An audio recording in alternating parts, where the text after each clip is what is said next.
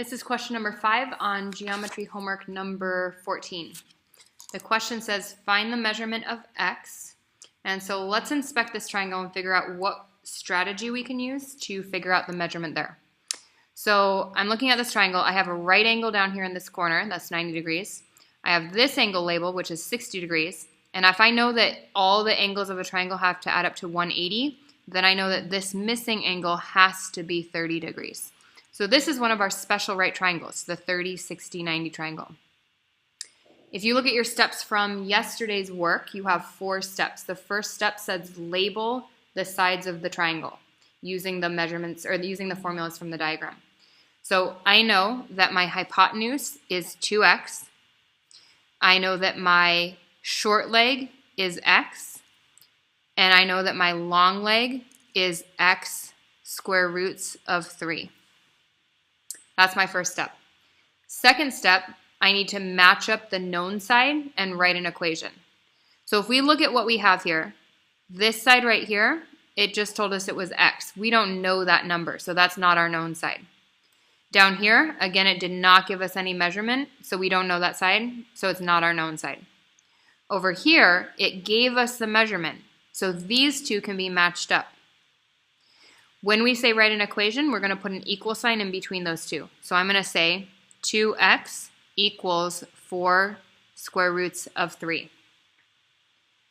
Third step said solve for x. Right now, x is being multiplied by 2 over here. To undo that, we need to divide by 2 on both sides. This cancels out, and I'm left with x equals, over here, we're going to ignore the square root for just a second and just divide our whole number. So 4 divided by 2 is going to be 2. And then I carry down my square root of 3. Notice that the square root is not on the denominator, so I don't write over square root of 3. Instead, since it's right next to the 4, I write square root of 3 right next to the 2. So that was the third step. We solved for x. Last step says plug x into the formula for the missing side. So the missing side, it said x. Now I wrote this x here because that was the formula, but the side that it actually wants is this side. The formula is this one right here. So I'm going to say x square roots of 3, that's my formula, and now I need to plug in this value for x. So I'm going to rewrite this with a big parentheses in place of x. Square root of 3, nothing happens to it, I just carry it down. And now I'm going to plug in 2 square roots of 3 right here.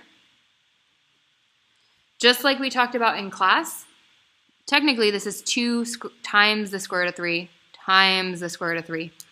So anytime we have a square root of something multiplied by the square root of itself, it's going to be that number. So the square root of 3 times the square root of 3 is just 3.